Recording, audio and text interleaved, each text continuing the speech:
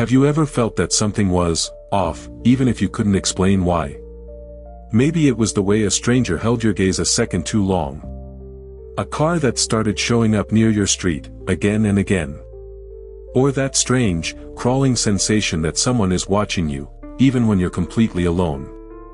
Tonight, you'll hear 4 true horror stories that unfolded inside bars, places meant for laughter and escape, but that became stages for fear, obsession, and the unexplained. You'll encounter silent figures that vanish without a trace, a man whose past comes back with a knife in the dark, a chilling case of invisible tracking, and the terrifying moment when nostalgia turns into a nightmare. These aren't tales meant to shock with cheap scares or jump scares. They are unsettling because they could happen, to anyone. Maybe they've already happened. Maybe they're still happening. And by the time you hear the last story, you might never look at a night out the same way again. It was a rainy Wednesday night when she decided to go back. The bar hadn't changed, same neon buzz, same faint smell of old beer soaked into the wood, same pool table that sat like a relic in the back corner. She hadn't been there since the breakup. Something about the place felt like a time capsule, a distorted echo of happier, simpler nights. As she walked in, the warmth of the heater clashed oddly with the coldness in her chest. She ordered her usual, the bitter sting of the whiskey more emotional than physical. He was already there, leaning against the pool table, casual, half-smile beneath a shadowy hood. He offered a game. Out of politeness or habit, she said yes. The balls cracked across the felt, and their conversation crept into familiarity. He wasn't charming, exactly, but he was familiar. Like a faded face from a dream. The sensation nagged at her, but she ignored it. By the third round, his questions grew more personal. His eyes didn't blink enough. He touched her hand after each turn, a little longer each time. She pulled back, offered a quick smile, and said she was done for the night. That's when it changed. The air grew still. The music faded from her awareness. He stepped forward, too close, his voice low, controlled. You don't walk away from me. When she turned to leave, he grabbed her wrist. Hard. A flash of pain jolted through her arm, and her drink spilled onto the floor. She gasped, trying to pull away, but he clung tighter. When she reached for her purse, he snatched it and began rifling through. It was the click of a beer bottle hitting the ground that broke the moment. Other patrons had noticed. 2 men stepped in, forcing him to let go. He didn't resist, just smirked and slinked toward the exit, disappearing into the night rain like smoke. Her heart pounded against her ribs, not just from fear but confusion. Why hadn't she screamed? Why had it all felt so slow, like moving underwater? She left quickly after, muttering thanks, fumbling for her car keys with trembling hands. Inside her car, she locked the doors and sat for a while, trying to make sense of the rush of dread that wouldn't let go. The bar had always been a place of comfort, a place of memories. But now, even the smell of spilled whiskey turned her stomach.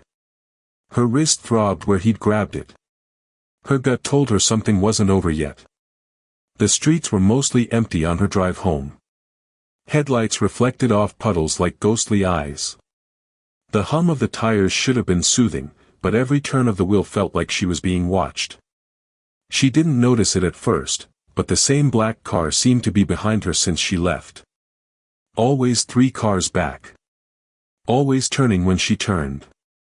When she finally got home and ran up the steps to her apartment, she didn't breathe until she'd locked the door behind her. She tossed her purse onto the counter and let out a shaky breath. Then, her phone buzzed. A chilling notification blinked on the screen, unknown AirTag detected, this item has been moving with you.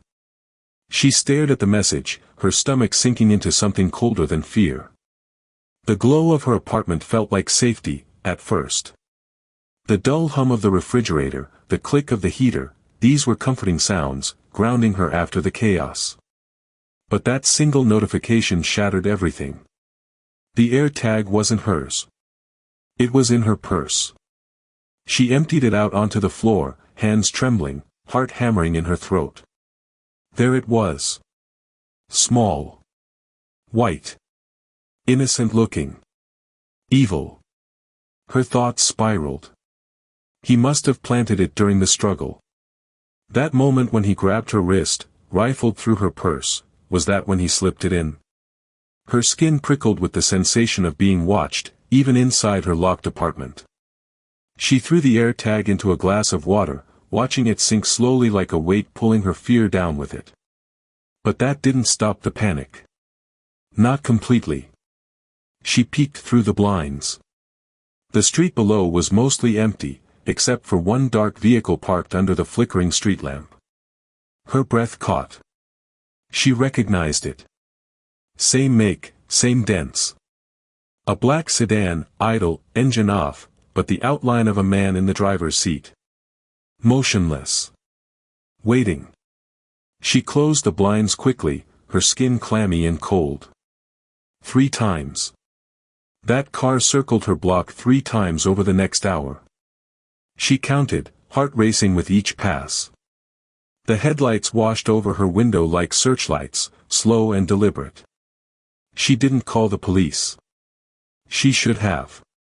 But fear did strange things. It convinced her to be quiet, to stay hidden, to not move unless absolutely necessary. A part of her believed that acknowledging it would make it worse. Then it stopped. The car. Right in front of her building. Headlights off. No sound, no movement. Just stillness. She couldn't see clearly, but the silhouette of the man, tall, slouched forward, something glinting in his hand, froze her in place. A knife. It looked like a knife. Long and thin, reflecting the dim streetlight just enough to confirm her worst fear. Minutes passed like hours. She backed away from the window and sat in the darkest corner of her living room, phone clutched tight. She couldn't bring herself to call anyone. What would she even say? That a man who attacked her planted a tracker and now might be outside with a weapon? It sounded insane. And yet, it was happening. Eventually, she gathered the courage to look again. The car was gone. Just gone. No sound of an engine, no screech of tires. The space where it had been now sat under the cold glow of the street lamp, empty. But the fear didn't leave with it. It settled into her bones, a permanent guest. She stayed awake until dawn, jumping at every creak, every passing headlight. The next day, the world outside seemed to move on like nothing had happened. She told herself it was over. That maybe he was just trying to scare her. But that notification had changed something inside her. The idea that someone could trace you, follow you invisibly through the shadows of everyday life. That horror didn't need a knife to cut deep. It just needed silence and patience. Kevin had worked that Wednesday's shift like any other. The bar was its usual blend of stale beer, fried food, and murmured conversations. Around 11 p.m., just before closing, a man walked in. Mid-40s. Greasy hair. Eyes too wide, as if he hadn't blinked in hours. He sat without ordering, just watching Kevin with a strange intensity. It wasn't drunk staring, it was deeper. Intentional. Familiar, almost. As Kevin wiped the counter near him, the man spoke. "You don't remember me, do you?" His voice was steady, but his lips trembled as if fighting back rage. Kevin paused, unsettled. "Should I?" he asked, trying to stay calm. The man's expression darkened. "You did something to me. Years ago." The smell of sweat and damp clothes rolled off him like mildew in an old basement. Kevin felt an instinctive need to step back. He pressed for details, anything to make sense of the accusation, but the man gave none. Just cryptic phrases like, "You'll remember when it matters," and "Some debts take time to come due." Then he stood and walked out, leaving behind only his untouched glass of water and a sharp, unshakable chill in the air. Kevin locked up early that night. The silence inside the bar, after the man left, felt wrong, like something had been left behind. At home, Kevin double-checked every lock. He told himself it was just a weird encounter, nothing more. Still, sleep evaded him. He tossed in bed, the stranger's eyes replaying in his head. At 3:07 a.m., he woke with a start. A sound. Something soft. A floorboard creaking. He froze, ears straining. Then, another step. Inside. Not from the street. From the hall. His heart raced as he grabbed the bat he kept by the door. With shaking hands, he edged toward the living room. Nothing. He flipped on the light. Empty. Kitchen. Empty. He started to doubt himself, until he noticed the back door. Unlocked. He always locked it. Always. And the faintest trace of a wet footprint, smudged against the tiles. He felt the blood drain from his face. He ran back to the bedroom, ready to call the police, only to find the window slightly open. And something lying on the bed. A knife. Not just any knife. One from his own kitchen set. He hadn't heard the drawer. Hadn't heard the door open. The intruder had been inside, walking around silently, holding that knife. But why leave it behind? The police found nothing. No fingerprints, no signs of forced entry. Just the knife. Kevin changed his locks, bought cameras, reinforced windows. But the worst part wasn't what had happened, it was what hadn't. The man didn't want to kill him. Not yet. He wanted Kevin to feel it. The fear. The powerlessness. The echo of whatever wrong had been done. And Kevin, he still didn't remember.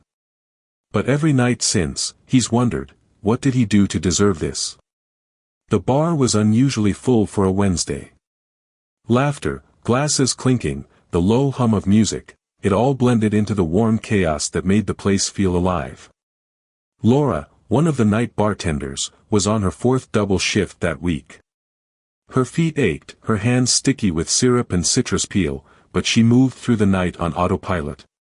That's when she saw them, an old couple, sitting silently at the far end of the bar. They hadn't ordered anything. They didn't speak. Just sat there, perfectly still, their pale hands folded neatly on the counter. The woman's eyes never blinked, fixed on a bare spot of brick wall. The man turned occasionally to glance at Laura, then slowly back. What struck her most wasn't their silence, it was the cold. That part of the bar felt at least 10 degrees lower. The air was dense, like breathing through wet wool. She approached them cautiously, asking if they needed anything. No response. Just two pairs of lifeless eyes flicking toward her, then away. The music seemed to dim around them. No one else in the bar noticed. She glanced at the couple seated right beside them, laughing, taking selfies, and realized they hadn't even looked their way.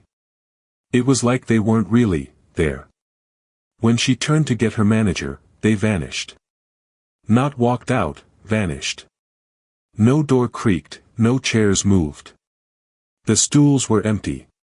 She stood frozen, a thin sheen of sweat forming on her neck despite the cold. She asked around. None of the staff had seen them. No footage showed them entering. It was as if the two figures had simply appeared and dissolved, like mist. Later that night, as she threw out the trash, she saw them again, outside, under a flickering street lamp. The woman's head tilted at an unnatural angle. The man raised one hand slowly, as if to wave, or warn. Her breath hitched, eyes locked on them. She blinked. They were gone. The alley returned to its stillness, the buzzing light above her the only sound. The following night, she found herself glancing toward that corner of the bar over and over again. Empty. But the cold remained. Sometimes, customers sitting there would complain about the temperature or feel a sudden chill. Laura stopped mentioning them to coworkers. The last time she did, they laughed it off, said she was just tired. But she knew what she saw. And she knew they'd be back. On her night off, she passed by the bar and saw them again. Inside. Seated in their usual place. Watching the wall. Watching her. She didn't go in. Just kept walking. But every window she passed seemed to reflect their faces, faint and translucent, always behind her. She no longer works at that bar. But she's not sure she left them behind. Some nights, she swears she sees the woman's eyes staring from dark corners of her apartment. And always, there's that cold spot, just behind her, when she's alone. Sometimes, the scariest part of a story isn't the climax, it's what lingers after. A drink left unfinished. A shadow that disappears before you can be sure it was there. A name spoken by someone who shouldn't know it. Each of these stories leaves behind an echo, a quiet reminder that horror doesn't always wear a mask. Sometimes, it sits beside you at the bar. What if the man watching you from across the room isn't just lonely? What if that feeling of being followed isn't just in your head? And what if the faces you see in the crowd aren't even alive? You might leave the bar thinking the night is over, but what if something leaves with you? Think about that the next time you walk home alone, or find something in your bag that wasn't there before. If these stories disturbed you as much as they did us, consider subscribing. There's more to uncover.